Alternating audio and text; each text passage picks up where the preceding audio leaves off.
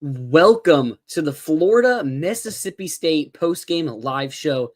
And Tyler, man, what a game that was.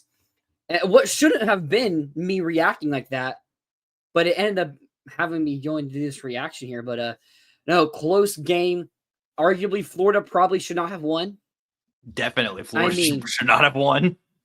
Probably should have won, but we also probably should have pulled ahead to where Mississippi State didn't even have a chance to win. But sometimes that's the way the cookie crumbles. And a lot of time that happens when Billy Napier is your coach. Yeah. Tyler, what's your initial reaction to this game? I mean, got the win. Like that's really like about all I could say. I mean, it wasn't really pretty in any regard. I don't think either side of the ball played great. Obviously defense made that play at the end with Mekhi Boyreau.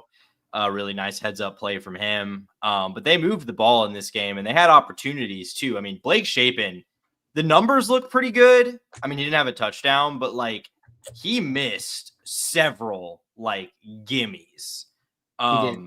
Florida was really, I mean, I think with all the guys Florida had out in the secondary, they kind of struggled a bit there and really fortunate that they weren't able to take advantage.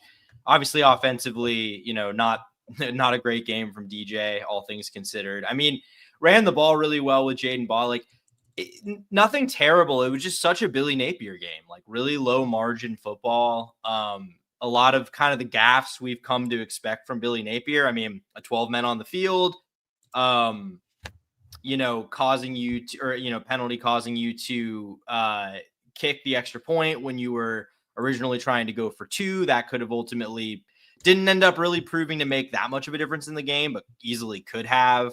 Obviously the 3rd and 1 call with, you just need a first down to put the game away and you call a rollout with DJ Lagway and he loses a bunch of yards. And then Billy says in the post-game presser that that's what they wanted because they were trying to flush out that last Mississippi State timeout. Like, okay, man. I mean, like, what? I'm not trying to said that? Yeah. Oh, yeah. He said DJ did what he was supposed to do. The plan, that was the plan. The plan, I mean, I don't know if that exactly was the plan, but like they were trying to get Mississippi State to call the timeout rather than try to get the first down and win the game. Like, that's Billy Napier football, man. And I don't know if we've seen the last of it.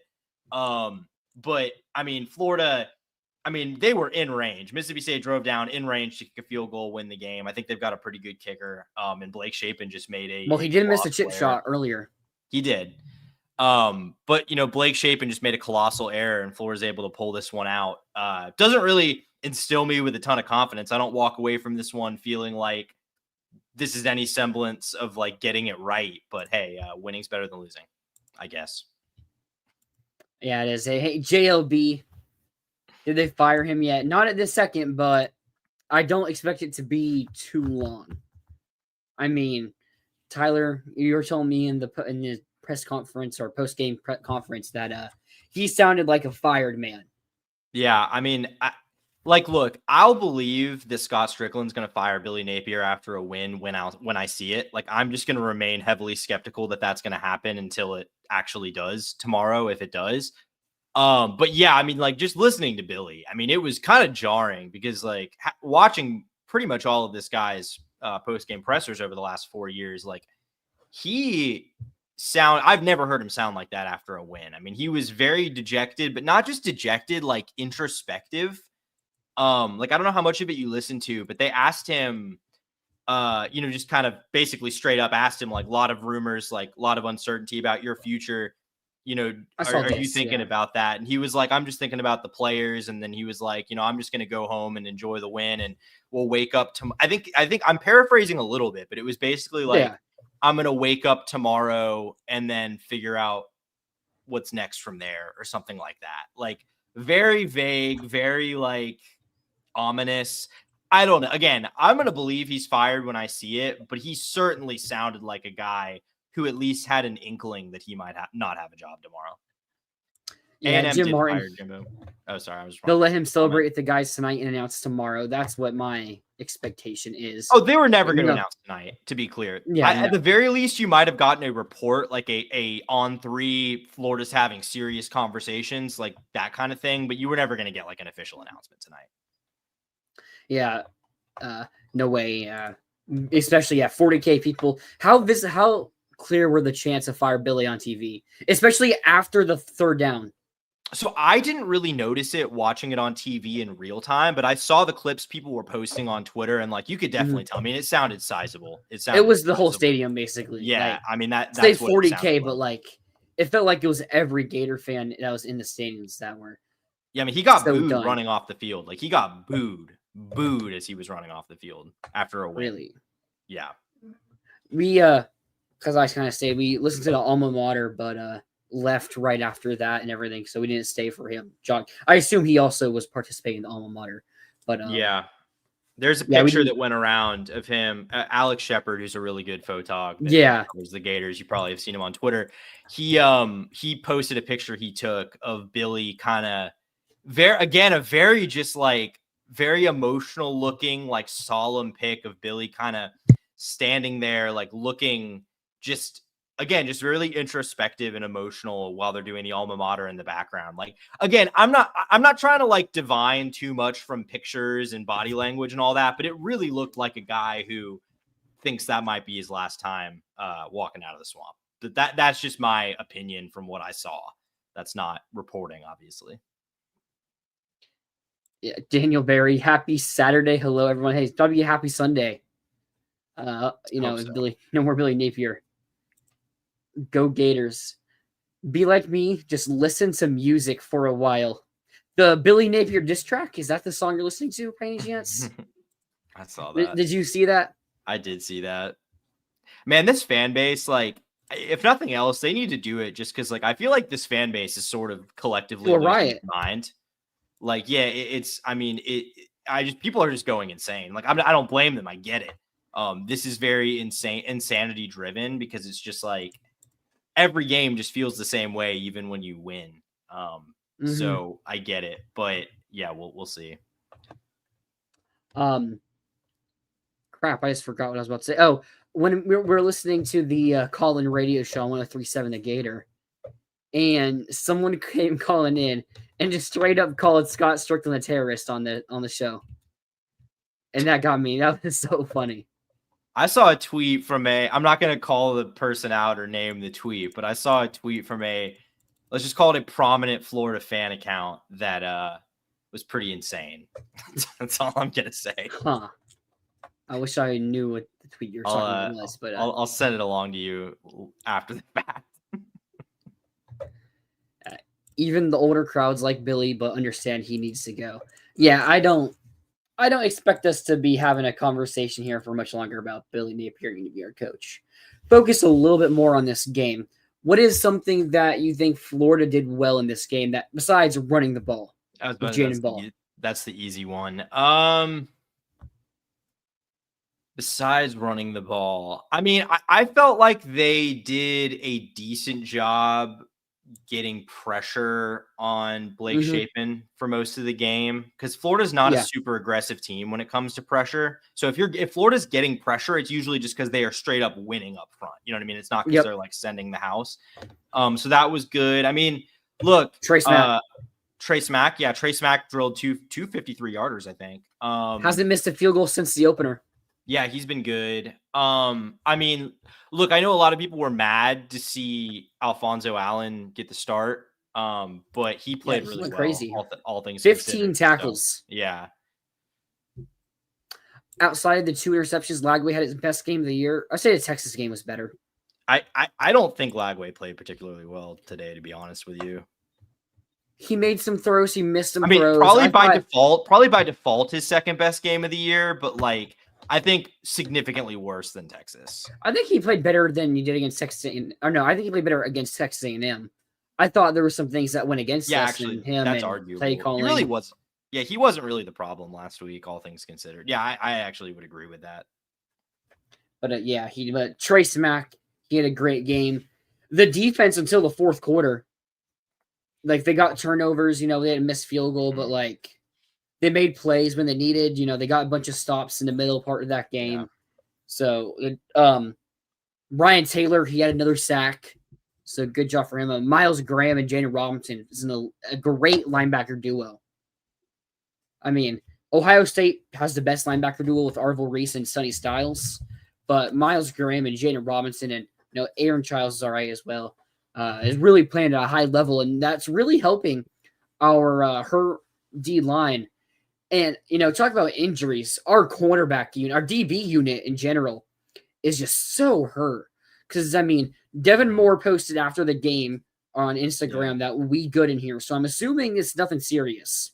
Yeah. Do you see Mizell in a boot though? Apparently, Mizell was in a boot. Fortunate. Yeah, I'm so we're talking about the DBs here, but Cormani didn't play. Yeah, and then Devin Moore played the first drive, and then he didn't play again. But it seems like he's going to be good. I expect both Cormani and Devin Moore, unless they decide to sit out, to be healthy for now.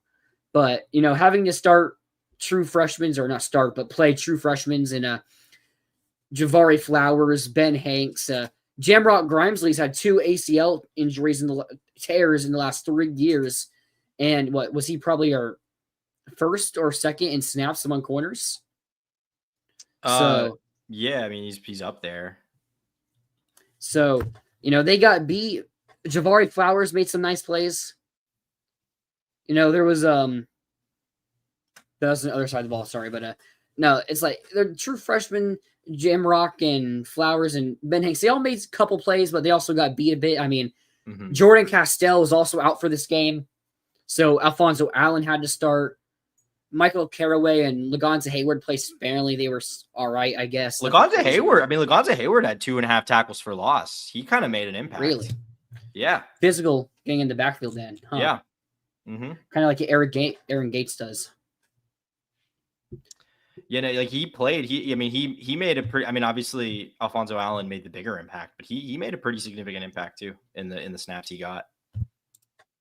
Yeah, Ben Hanks wasn't great. Hanks got burned. He ended up making 5 tackles, but he got burned a handful of times. He kind of looked like a true freshman in this game. Yeah, so hey, if you can get Devin Moore and Cormani McClain back in time for the Georgia game, this Georgia offense scored on every drive today against Ole Miss. Yeah. Now it's fire Mike. It's extend Mike Bobo and fire Glenn Schumann. Yeah. No, their defense is suspect. Their defense is definitely suspect. Yeah, very much so. We'll see if a probably different looking Florida offense can do something against them. But did you see Tennessee threw a pick 6? I did. I didn't see it, but last play. Someone texted me about it right as we were right as the countdown was playing, actually, as we were about to go live. I heard about that. That's crazy. And hey, it was a decent week of hate watching. We're gonna be up late tonight watching FSU at Stanford. Yeah. I'll be up late. I don't know about y'all, but yeah, I'll be up for the first half. We'll see. I'll be up if it's worth being up for. Yeah, if it's worth being up for, that's kind of where I'm at. Of course, we gotta get up. We gotta watch our team that actually wins sometimes. That wins more often than not, playing at 9:30 in the morning tomorrow. So yeah, Jags playing London. Hey, we're hoping the timeline. Wake up, watch the Jags win immediately after Pete Thamel tweet hits. That is about. If it happens, that's probably about the timeline within which it would happen. Yeah, it absolutely is. But it would be nice. I'm expecting it to happen. We can all be in here wondering and everything, but I fully expect Billy to be gone tomorrow. I hope so. You're a little bit more confident about this than I am, and I'm not sure what you've heard to what effect, but I'll believe Scott makes a move after he won a game when I see it. Now, granted, the fact that he uglied that one up as much as you possibly could, and arguably probably should have lost because they probably. At least it would have had a good chance of getting the game-winning field goal. Also, the one that he missed earlier, he missed it, but did he? It was over the top of the goal line. That's what I saw right in the replay. The ones I saw were very close. I saw was very close, and it's not reviewable because you can't review when it goes over the over the goalpost. But point being. They potentially, in a game Florida won by 2 points, that could have been a potential major swing. So point being, and this game had no business being this close. I mean, Florida was clearly the better team, even though I don't think Florida played particularly well. Florida was clearly the better. I mean, Mississippi State did not look good. I mean, I think across the board, I think Jeff Lebby made some really suspect, like, I saw people comparing the decision to throw there with the decision Mario made for Miami last night in their loss to throw when Beck threw a decisive interception. I actually don't agree with that comparison because I think Miami throwing was more understandable because you're down by 3. You're trying to win the game. You're not playing for overtime. Whereas here, a field goal, you win. A field goal doesn't send it to overtime. A field goal, you win. You can just run the ball. Like, I don't really understand what they were doing there. That felt like some Billy game management, to be quite honest, from Jeff Lebby. Do you think Lebby didn't trust his kicker and wanted more yards? Was that? Do you think Lebby didn't trust his kicker and wanted more yards? I mean, yeah. I mean, well, I think, even like Trey Smack, who's been really good, I think, because it was about 47, 48. They were at the 30, so it would have been 47-yarder. Yeah. So, I mean, that's not a gimme for almost anybody. So, I mean, I think getting more yards is understandable there, but like, you have time, run the ball. Like, run the ball. They burned their last time out, which that was also a little bit questionable, but you still have plenty of time to clock it. Yeah. So I didn't really get what they were trying to accomplish there, and it ultimately burned them. Rob, secondary looked lost. Where were the safeties on the pass plays? Yeah, I mean, it was a whole new secondary. Like, even in practice, how many times were these guys on the field together? Yeah. Like, I feel like Ron Roberts said, maybe as well as he could have, given the circumstances. Yeah, I mean, Florida's defense is so banged up right now. I mean, it continues to play pretty well. Rob, it went over the top of the goalpost, no good. That's what I thought. 2 touchdowns called back on BS calls. Man, that Jaden Ball touchdown being called back was so frustrating. What was the other touchdown called back? I'm trying to remember. That's the one I remember. I don't remember the other one off the top of my head. I remember they called pass interference on a ball they called pass interference on us twice. One they called pass interference on Dallas Wilson when they're holding his jersey. Oh yeah, I remember that one. That was horrible. Yeah. They also, on that next drive when Kentucky's in the red zone on 3rd down, they called pass interference when the ball's thrown like 5 yards behind him. That's uncatchable by a mile. Yeah. Do you know what I'm talking about? I think so. I think I remember. Yeah, on a slant or in the end zone. Yeah. I mean, I think there was some questionable officiating certainly across the board. Oh, I mean, it's just the touchdown. Yeah, the Hansen drop touchdown. Oh, yeah. Yeah, I mean, it was close. Like, I think it's a little. I don't know how you make that call on the field as incomplete. Like, I don't know what the judge, or the ref who called it too, was like, I'm pretty sure. Yeah, wouldn't even have an angle at it. Yeah, I mean, it did, like, on the replay, it did look really close, but there just wasn't a good angle that showed it. Like, it was gonna stand either way because there just wasn't a clear angle that showed it definitively either direction. I'm a little surprised the call on the field ended up being incomplete, though. But I mean, also, like, why are we throwing the ball to Hayden Hansen in the red zone? Like, why? I mean, it's like you're setting yourself up for this when you put the ball in the hands of guys who, frankly, are not the best pass catchers on the team.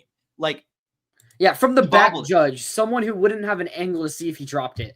Yeah, or see if it hit the ground. So, I mean, the play before Amir Jackson, it could have been a better ball from Lagway.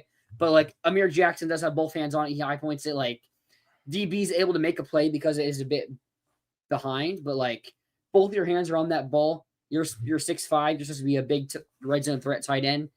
And you drop the pass. Yeah. Just still 2 all-world receivers and Hayden Hansen's tying for the team lead in targets. Like, and had 4 catches for 23 yards. I don't get it, man. I really don't get it. Florida's tight ends are just not it, and they just keep trying to force it into the offense. I really don't get it. Wow, Kentucky's keep making this a game with Texas. What's the score there? 10-3, and Kentucky is about to be inside like the 25-ish of Texas. 25-ish. Nice. They just got a pass interference call in the end zone, so on a deep shot. Yeah. A pretty bad one, too. That was pretty uncatchable. I'm not going to lie, but hey. I'm used to that at this point. Yeah. But let's see, what are some other points from this game? I mean, Jaden Ball was just phenomenal. 23 carries, 150 yards, 1 touchdown. This game, kind of like what we both predicted, except for the fact that Mississippi State ended up getting a touchdown with a couple minutes left to make it that 2-point game.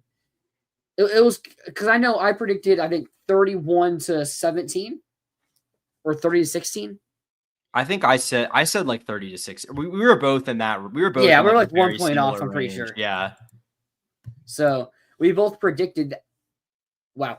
We both predicted that, and 1 touchdown away, and 1 stop away, really, from our predictions being on the money. It's just Mississippi State was able to get enough deep shots because of the lack of the secondary players. And touchdown Kentucky. This is a tied game. Wow. Okay. Cutter Bully. I mean, shout out Cutter Bully. No, Baugh though. Baugh is incredible. I mean, Baugh, you gotta whatever it takes to keep Baugh under the next coaching staff.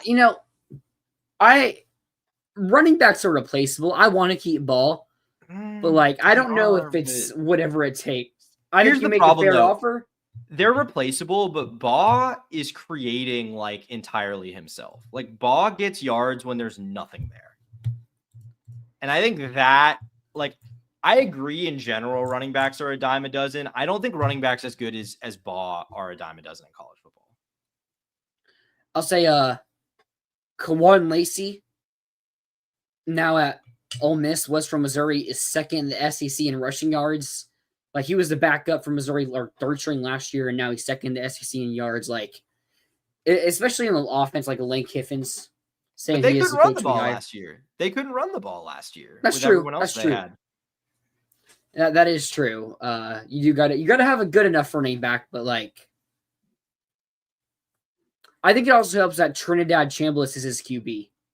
Yeah, I mean for sure. Oh my God, that's safety. Washington State just blew a 10-point lead in the fourth quarter, and it was tied. And Virginia just got a safety to take a 2-point lead. Oh my God.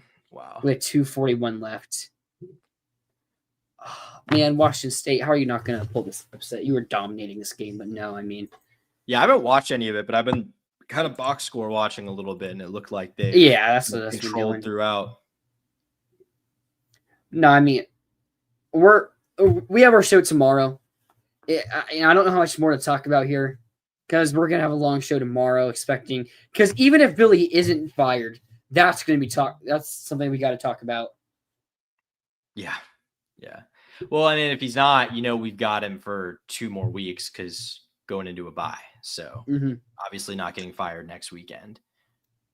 I'm curious. So final prediction. You think when we go live tomorrow night, Billy Napier will not be the coach of Florida anymore? My 90% positive. Okay. Wow. My mind sort of tells me no, but my gut and my heart tell me yes. That's kind of where I'm at.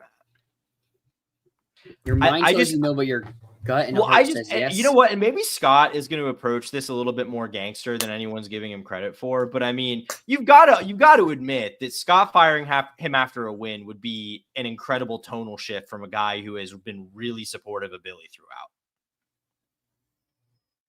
Yeah. I mean, I don't necessarily think this is fully Scott's decision. That's fair. And if it's not, then it's not.